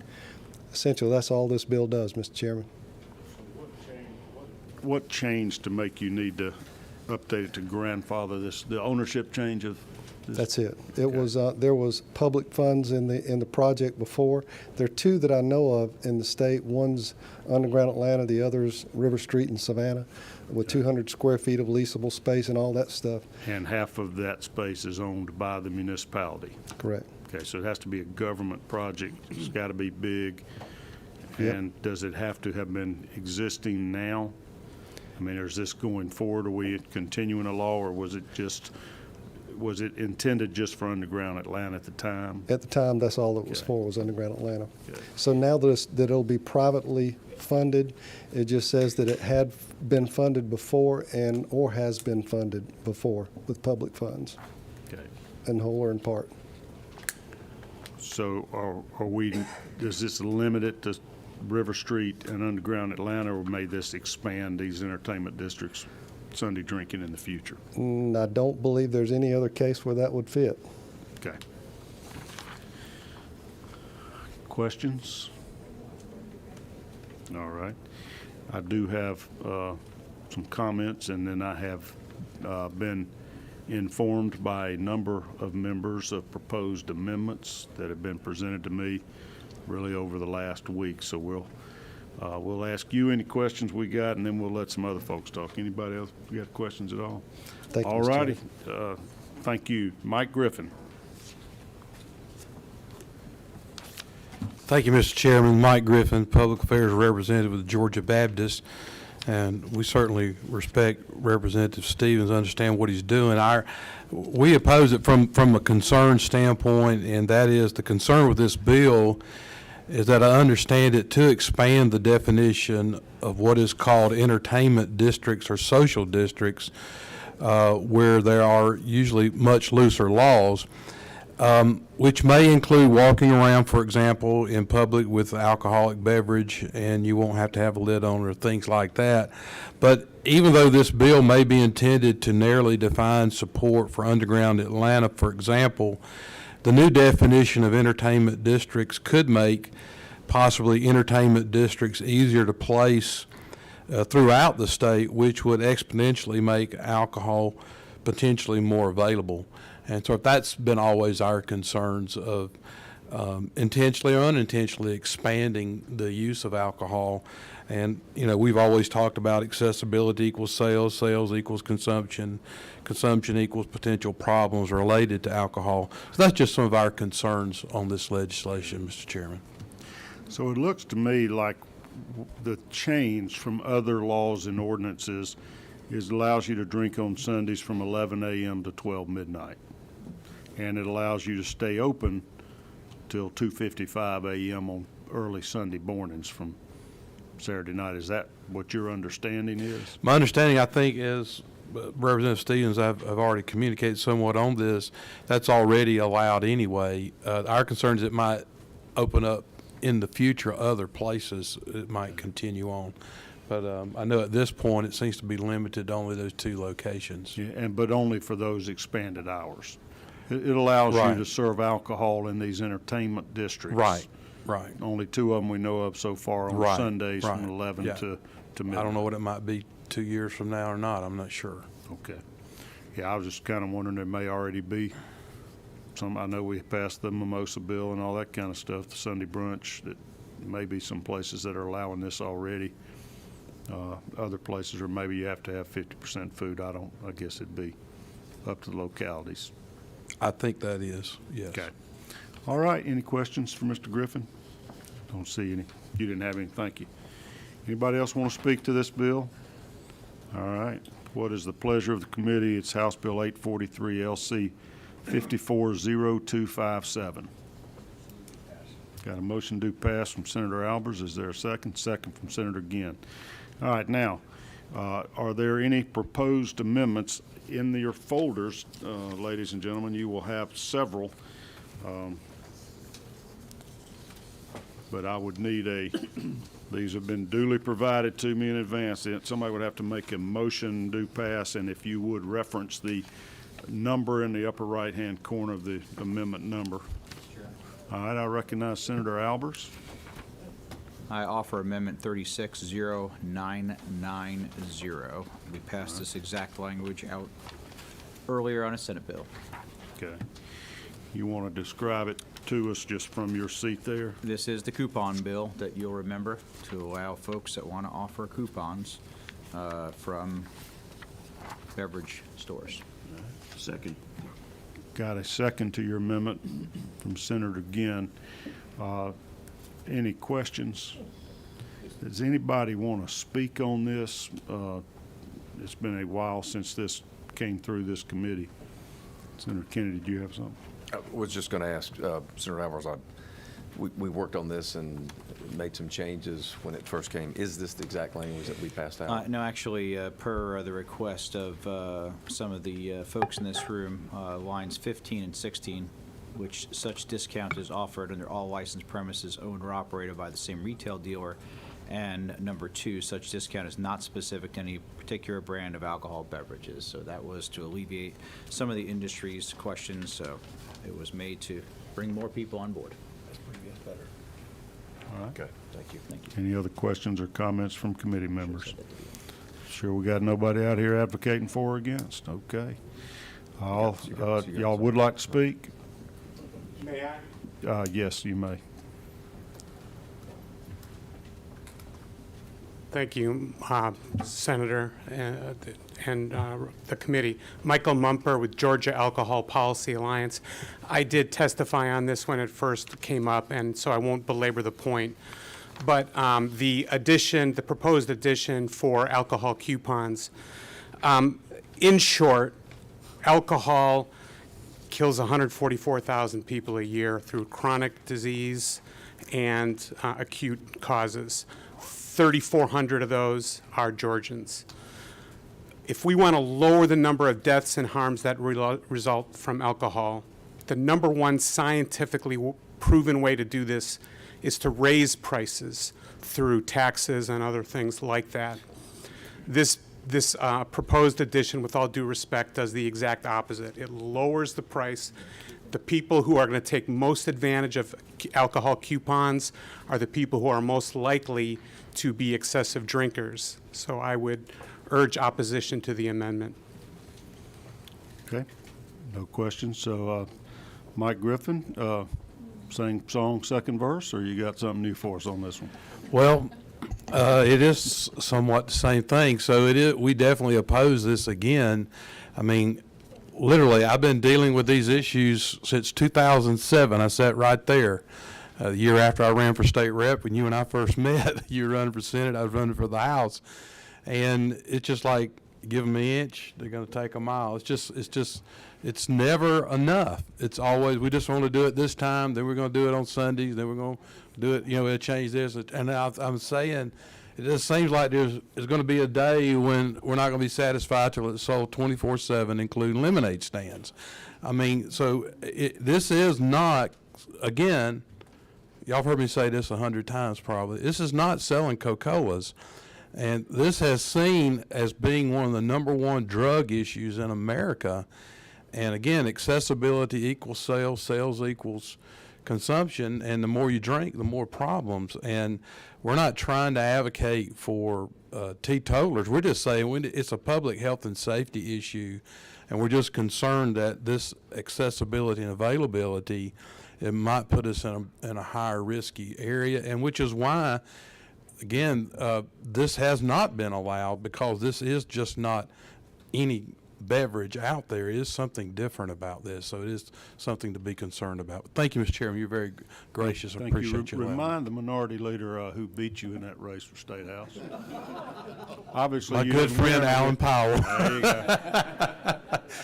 go. Little history, it might be. Well, my picture was with him on his last campaign flyer when he ran. So, but he's probably my closest friend down here, one of the closest. So, anyway, thank you. Strange bedfellows. Good to have you. Mr. McGill, would you like to speak? Yes, if you don't mind, Mr. Come Chairman. on in. Stoney McGill, Georgia Alcohol Dealers Association. Again, I've testified on this. I just wanted to remind the committee that before you vote, that this is not being brought by Georgia retailers, the 500 retailer stores that I represent, that are Georgia-based businesses. People that actually live in Georgia do not want this bill as far as from the retail side of the industry. It's being brought by an out-of-state retailer that has 2 locations here in Georgia. None of my guys are for it. None of the people that live in your districts that are retailers are for it. So that's all I want to say. Any questions? Got a question from Senator Albers. Stoney, did you and your group work to make changes to this amendment and then go behind the scenes and work I against it? did not work on any of the amendments. That was from the wholesale tier had the amendments. It was not me. And Isn't it true, a couple of them I just talked to outside in the hallway before this meeting who wanted to make changes and then worked against it, which is a very poor and ethically questionable way of doing business. I wouldn't be okay speaking to that. Thank you. Thank you. All right. Thank you. Mr. Collins, would you like to speak? Yes, Jeremy Collins. I'm here representing Total Wine and More. I believe I wasn't going to speak. I wasn't going to waste any of the committee's time because you've heard this twice in committee already, so this is the 3rd time, and it passed favorably last time. But my client was referred to. Total Wine does not have 2 stores; it has 6 stores and employs over 400 full-time Georgians. And I could get into detail about their charitable work, so it's not an out-of-state drive-by night. I've explained it to each of you, and Chairman Albers was correct. We did work behind the scenes and made significant changes to the bill that you guys passed out several weeks ago of this committee, and what was passed out is exactly what Chairman Albers has offered before you as this amendment. Thank you, Mr. Chairman. All right. No questions. All right, that'll be all the testimony on this amendment. So any further discussion on Amendment AM 360990? All right, all in favor, raise your hand. Got a 1, 2, 3. All right, 1, 2, 3, 4, 5, 6. All opposed? Got 2 opposed and 1 abstention. The amendment passes. Any other amendments proposed to the underlying bill? Anybody else? Okay. Senator Albers, you're recognized if you have a further amendment. The other amendment that's in your folders is AM 360994. This is in reference to wine bars and wine shops, which allows them to sell wine, but they don't sell other alcohol. They allow to do tastings and other things specifically on Sundays. They must have already passed on the alcohol sales. They must also have a resolution by the local government. Pretty straightforward stuff. Small business bill. I'd ask we favorably consider it. Okay. So I got a second from Senator again. Thank you, Senators. Just to make sure I understand on this one, you would have already had to have a local referendum to allow Sunday sales before you could enforce an ordinance such as this or this law? That is exactly true. And so what does this really do? Get you around the problem of having to have 50% food and Correct. They're going to sell? offer wine tastings, et cetera. It's part of their business in order to bring people in, and they want to sample what they decide they may or may not want to purchase. Okay. And as far as the times, you would be limited to when the local government already allows sale in restaurants or? That is correct. It would be consistent. Representative Reeves, it's your underlying bill. Would you speak to it for us briefly? Is this your underlying bill, or is it changed? It is, Chairman Cowser and members of the committee. It was House Bill 1232, which House Regulated Industries passed, but it was passed the afternoon before crossover day. We had reviewed it carefully with Beverage Community, Department of Revenue, Legislative Council, Regulated Industries Subcommittee, and full committee. Chairman Powell lifted his pinky up when he moved to approve it, but it was carefully reviewed. You pointed out some of the very strict limitations on this already, but another thing to point out is the word lawful is in there several times, so it has to operate within state law about Sunday sales, so it's not expanding the hours at all. I would point out my Duluth city clerk, who is a Baptist, brought this to my attention, and they are law-abiding folks. They've already got Sunday sales on Main Street and have several. I want to hear that one more time. That's pretty interesting. The city of Duluth already has Sunday sales, and you've got Truck and Tap, you've got a nacho place, a pizza place selling alcohol on Sunday, but the wine shop has to close because they do cheese and charcuterie. They don't get to that 50%. And their customers love it. They're very, moderate. Drink a glass of wine and buy a bottle of wine to take home. So it's very limited. It works within our three-tier system, and it was carefully considered. We got several of these in Gwinnett County, around Atlanta, but also outside of Atlanta now. I know Athens has a few. These are good small businesses, and would appreciate you adding it on to this bill. It's very limited, and it will help small business as well as downtown areas. The amendment have any changes at all from the version you passed out of Alan Powell's committee? It does not. Ms. Story used 1232 and put it in AM 360994. Any other questions for Representative Reeves? All right. Any further? You got a question, Senator, again? I know those Baptist church. What do y'all use for communion? I go to a Presbyterian church, so it's grape juice. That commissioner may have been a both Episcopalian. Baptists and Presbyterians are doing grape juice. So, but Jesus did turn water into wine. On the Sabbath. Don't know about that. Other questions? All right, all in favor of Amendment AM 360994, raise your hand. Are there any opposed? Dr. Rett? You're for it? Okay. Representative Anderson, don't let him twist your arm. Are you a yay or a nay? She's a yay. Reticent? Yay. All right, it passes unanimous. Thank you. Thank you. Now, back to the bill as amended. We had a couple of amendments there that both passed, and so we're now dealing with our original bill, House Bill 843, LC 540257, as amended by AM 360990 and AM 360994. Any discussion? Would that be passed as a committee substitute now, or just as amended? Well, no, it's a due pass. It's going to be a committee substitute, but it's going to be as amended. Thank you. Okay. I just need a little. When it comes out, it'll be called a committee substitute since we have changed the original bill. All in favor, raise your hand. As amended. And are there any opposed? All right. Once again, unanimous. Thank you all. Okay, we are very quickly running out of time for our committee. We got a hard stop here shortly, but I have time to at least hear from the author of HB 1322. That's our last bill, Representative Cannon. This one has some complexity to it. What I think we're going to probably have to do is hear you explain your bill, and then let me take a little testimony. We'll more than likely save this for action. I think we have one more committee meeting Thursday morning. Yes, sir. Okay.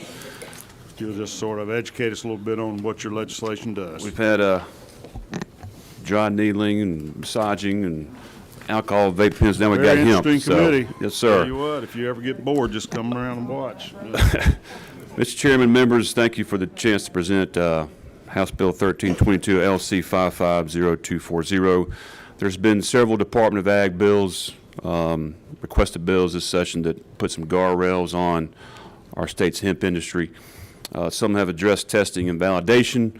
Some have, others have addressed licensing, and this bill addresses advertising and packaging. There's primarily 4 components to the bill. Component 1 is packaging restrictions on products for hemp, and specifically requires hemp product packaging that is composed of material designed to minimize exposure to light, is not attractive to children, is not a look-alike product, is tamper evident and child resistant. Those are on lines 133 through 140 and lines 17 through 20. The second component is advertising restrictions on packaging, and specifically targets and prohibits advertising that is attractive to children. That's on lines 141 through 145. And then component 3 includes retail store restrictions, to include the prohibition of selling or distributing consumable hemp products if the store is located less than 1,000 feet from a school. That's in lines 149 through 162. And then finally, component 4 conforms state law to mirror the federal legal limit for Delta 9 THC concentration measurement as set forth in Title VII U.S. Code, which currently has a legal limit of 0.3%. That's in lines 56 through 58. That's the genesis of the bill, Mr. Chairman. I'm not a subject matter expert on this topic, but I do think need to discuss some guardrails on the industry. If you'll allow us just a moment, Mr. Chairman, I have someone from the Department of Ag who can speak to this bill with a little more clarity. If we can join at the table. And where's the 0.3% in this should bill? be on lines 56 through 58, Mr. Chairman.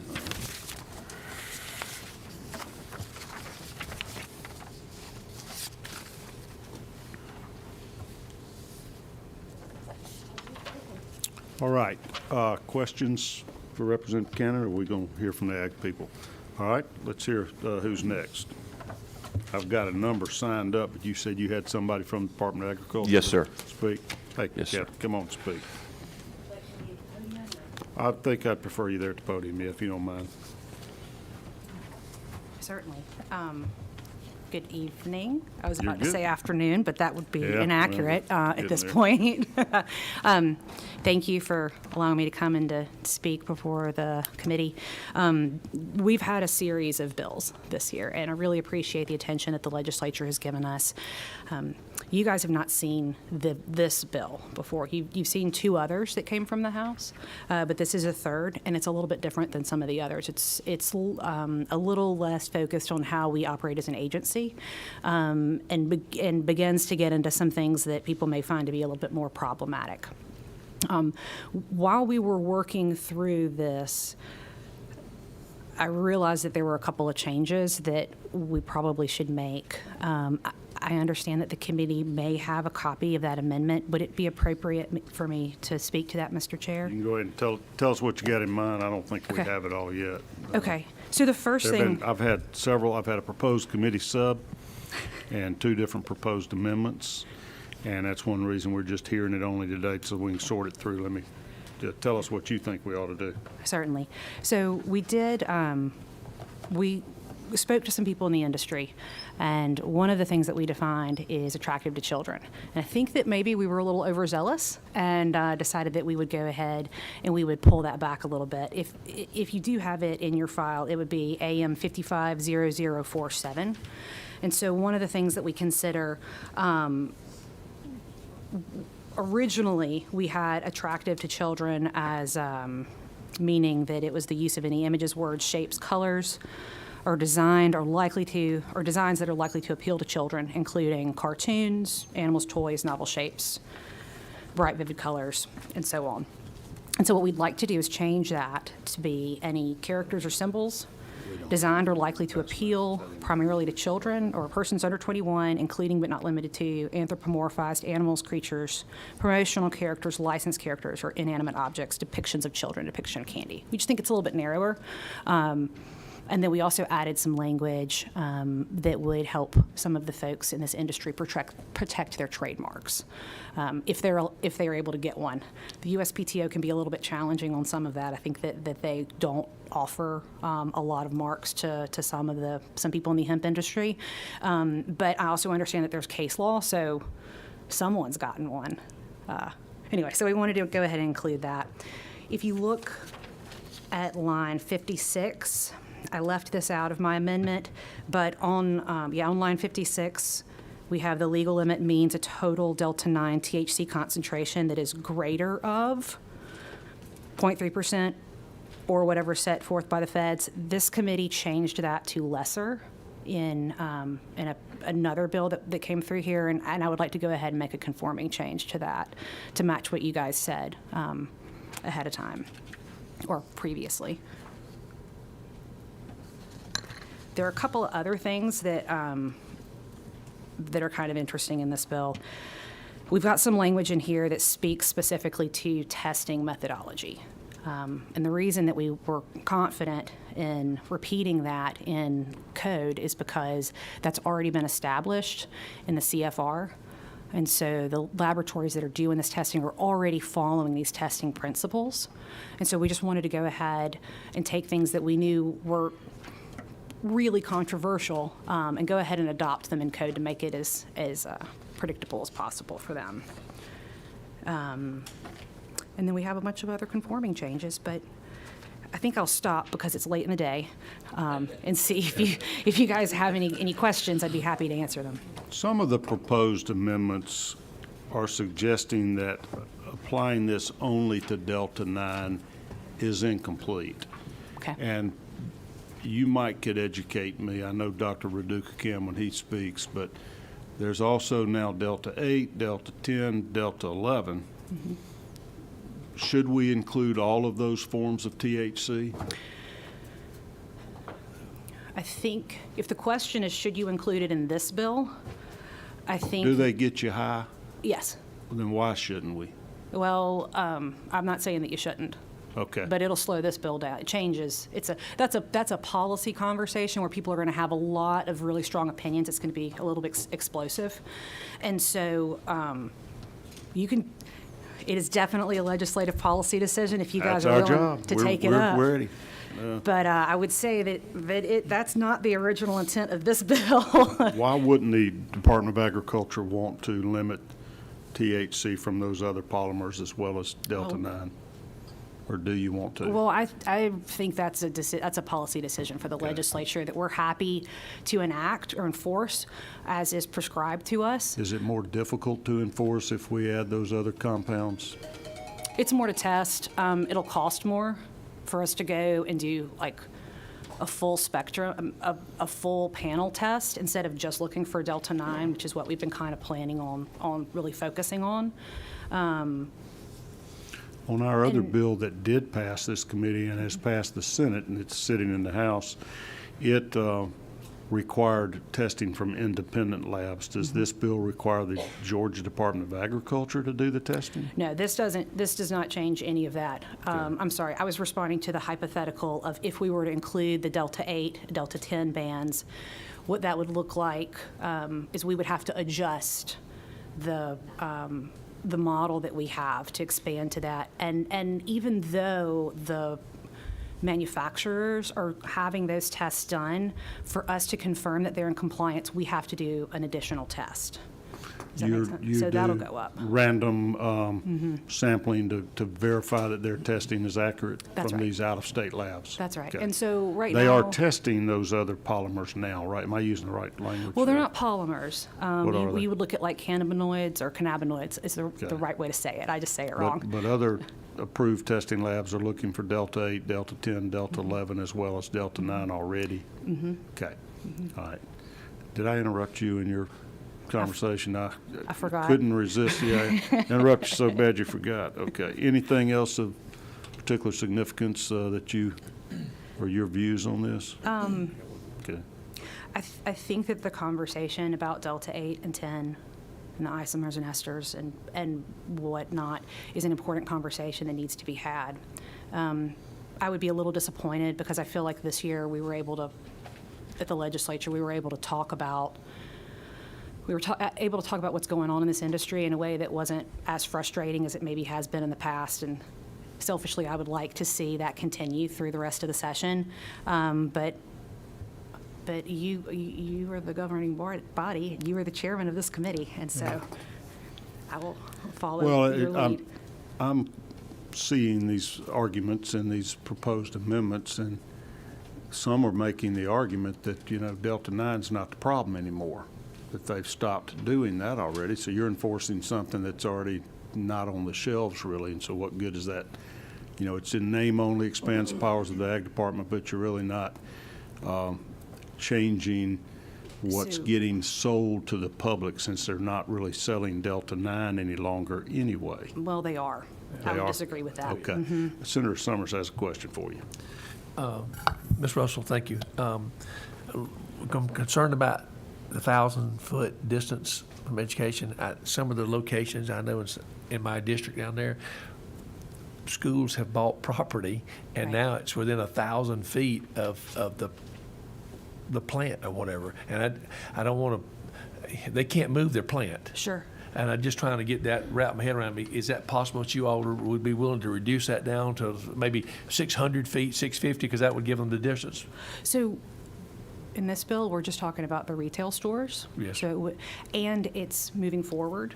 But I will say that we just started based on what was already in code for alcohol. We were just like, this seems like a reasonable place to start. No, I'm not dead set on that measurement. Okay. I see. I know what you were doing that. Other questions?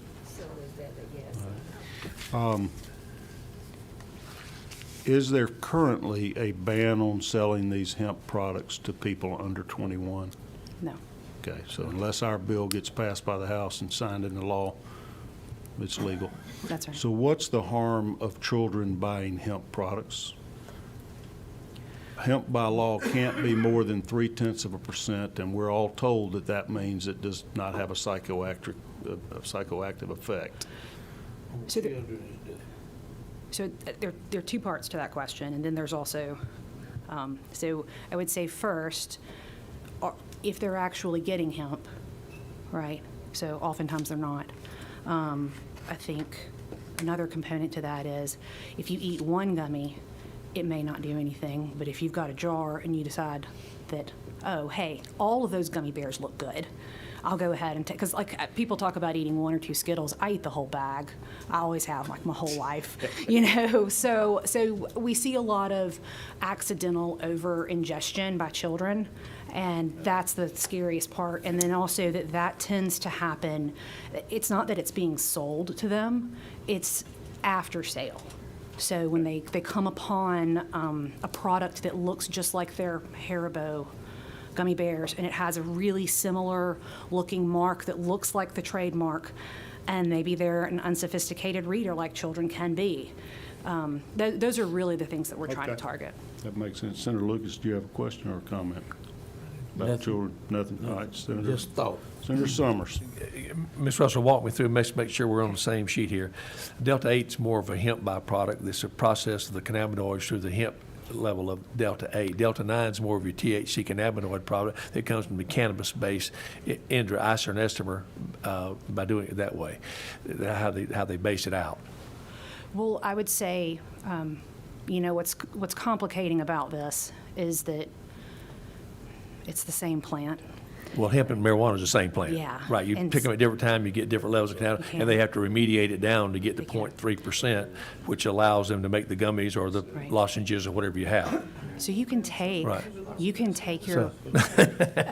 And so what you're saying is, though, we definitely need 21 under, no question about that. And I just want to make sure that, people understand the difference in the hemp, because any of it can be remediated up or down. That's right. To get the 0.3. Georgia's the lowest, probably one of the lowest there is in these things. And hemp is legal in all 50 states. It's a legal process by the federal government. It's legal in all 50 states. That's the difference, if you will. Our next speaker, signed up is, he didn't sign up, but Senator Summers. Go ahead up there. Testified to us.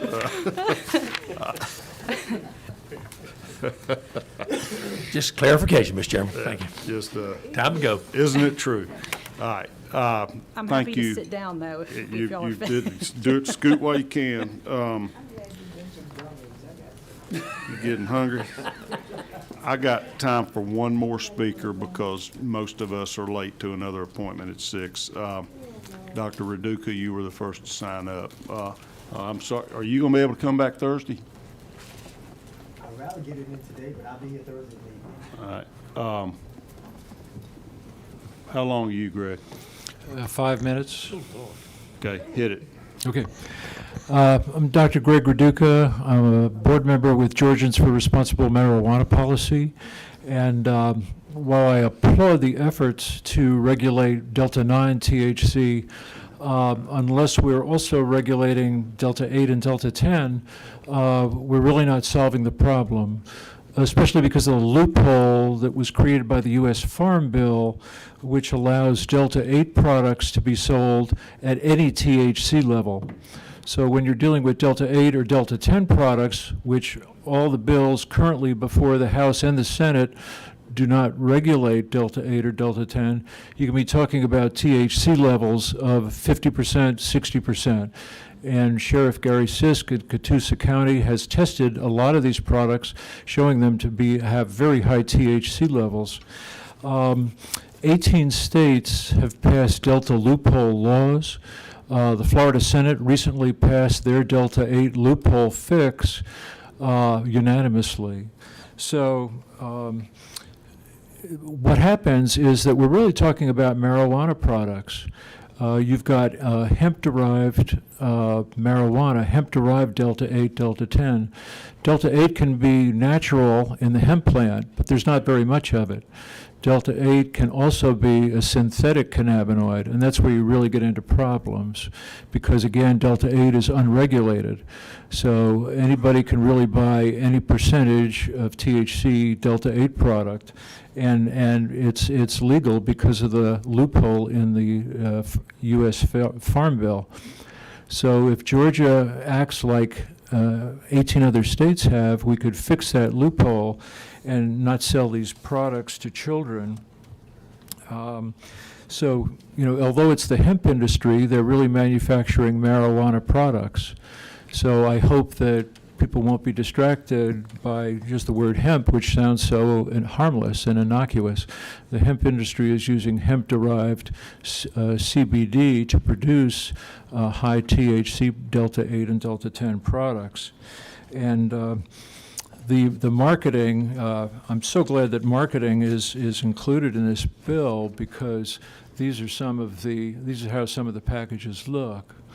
And you can obviously see that it's very attractive to children, as has been commented on previously.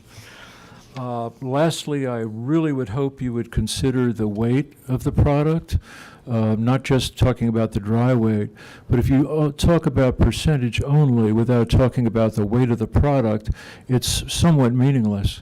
For example, if you have 10 milligrams per serving, say 10 milligrams per gummy, that's enough to get the adult user high, the new adult user high.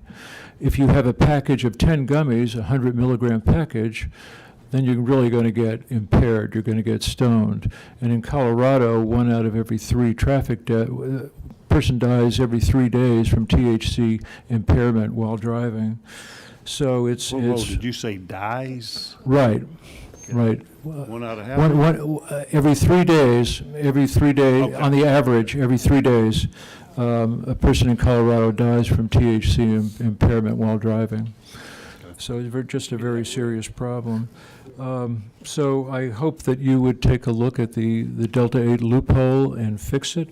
You would be the heroes and heroines of hundreds and thousands of Georgia families. We hear more about the Delta-8 loophole than really any other issue. And we do have some packets for you, red and yellow packets. Have you distributed those yet? Yes. If you hadn't, leave us a stack on this table and we'll get one. They were brought in, I think Haley brought them in. I don't know if they've been actually been distributed yet. We'll make sure to do that before any action's taken. Greg, thank you, and would you make a point to be available on Thursday morning? Sure will. Okay.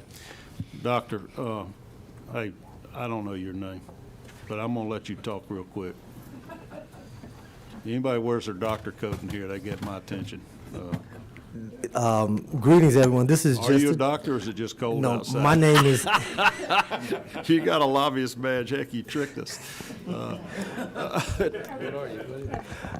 are you, please? How you doing? My name is Lance Robertson. I represent the Hemp Minority Alliance. Also, I am a CBD store owner. And for the last 4 years, I served as city councilman in the city of East Point and just finished my term there in December. Are you Baptist? I am Baptist. All right, I then. am Baptist. I am Baptist. Well, It's been a long day for everybody. I just want to Baptists have thank. loosened up. Mike, where are you, buddy? What the heck? Y'all got drinkers and druggers, all kind of people preaching in your church now. All right, I'm just cutting up because we're slap happy. We've been here so long. Go ahead, give us about a 3-minute expose, and we might. Yeah, I'm here in support of my stakeholders here. There's a tribe of us here, but I'm here in reference to talk about Section 6, 149 to 159. You talk about the retail space of 1,000 feet from an educational area. I have 2 stores right now with a 5-year lease. Both of them are right near an educational place. That's just a microcosm of the over 40% of CBD business and smoke shops that I know throughout Georgia that are somewhat in that particular area. Recently, the Georgia Municipal Association partnered with the Medical Cannabis Commission, and they wrote a book to guideline the local city council members how to modify the distance from 1,000 feet for pharmacy. So I wanted to put that to your attention that there's always ways around that. We should have this grandfathered for those existing businesses, I believe. So because there is some documentation right now in legislations in the municipalities from the Medical Cannabis Commission that tells you how to modify your distance that's in 1,000 feet. Also, in reference to the Section 6 of retail advertising, at the end of the day, when you're talking about advertising for children, I agree with you, but what you're showing us is bright colors. Bright colors attract anyone, so I don't know how you're really going to regulate bright colors, because that's what captures their eyes. It's not about any particular image, it's just the visual component, so it's kind of hard to regulate that. So I'm not sure what one is doing in that particular space. As it relates to the original language in Section 5, line 133 to 136, we did submit an amendment of the hemp products that's sold and distributed from the state unless that such product is packaged appropriately to ensure safety and compliance. Specifically, containers from hemp flower products must be opaque and designed to mitigate exposure from high temperatures. However, of course, the exception for hemp-infused beverages, which may be packaging in transparent containers. So we've submitted several different modifications and amendments. I want you to give us some serious consideration. Who'd you submit those to? All of you have them in your email. I've sent them to all of your assistants. All right, if you get a chance, print them out and leave us a copy before you leave. Let's leave it there for now, okay? Thank you for being with me. I sure will. Thank you so much for your time. All right. Okay. Dr. Kirkpatrick, would you speak very briefly to your thoughts on the various deltas? I just know that you've spent a lot of time and energy working on it before we break up today, and you're going to be our last speaker. Representative Cannon, while she's doing that, before you leave, will you give me your cell phone number? You and I need to speak tomorrow so we can make sure we're on the same page, and I don't like to make any changes without discussing them with you, but we might tweak your bill a little bit before we vote on Thursday. Okay, Senator. Thank you, Mr. Chair. As most of you on the committee know, I've been working on the Delta 8 loophole issue for a couple years now, and it's basically the same type of thing as Delta 9. And so I feel like the Ag Bill, which I'm in full support of, is incomplete if we don't rope in Delta 8 and Delta 10. The issue is that the FDA has punted this to Congress, and they haven't made an official ruling on it, which you know how that's going to work. Congress can't get anything done.